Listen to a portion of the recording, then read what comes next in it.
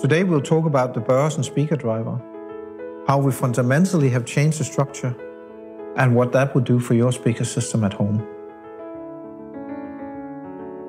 The speaker driver was invented by a Dane, Peter Jensen, about 100 years ago, 1920. The basic structure has remained the same.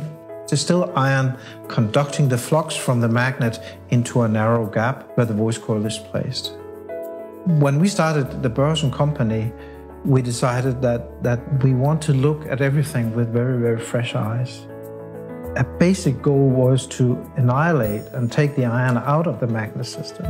The main disadvantage of iron is that when you push something up to saturation in one direction, it becomes very stiff in that direction, but rather soft in the other direction.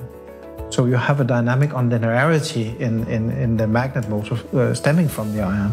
So we decided early on to try to find ways to design that out, utilizing the high developments that have been especially in the rear of magnets.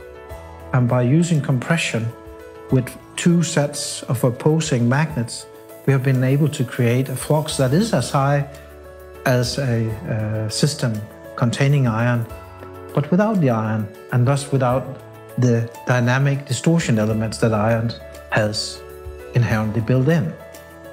At the same time, we put in copper pole rings instead, and we did that in the beginning from the idea that copper is a very good heat conductor, and then we can get lower thermal compression on the driver and better cooling of the voice coil. But copper also have hysteresis, and that makes it very resistive to flux change. The result is that we get a driver with none of the unlinearities stemming from the iron and with a very, very low inductance. As a system, this speaker driver has the lowest inductance of any driver on the market. The factual number is 0.04 millihenry, which is about 1/10 of a normal driver. One great advantage of the very low inductance is that the driver produces much less back EMF. And put into a system, you also get a system with a much flatter impedance response, better amplifier drive, and much less room interaction issues.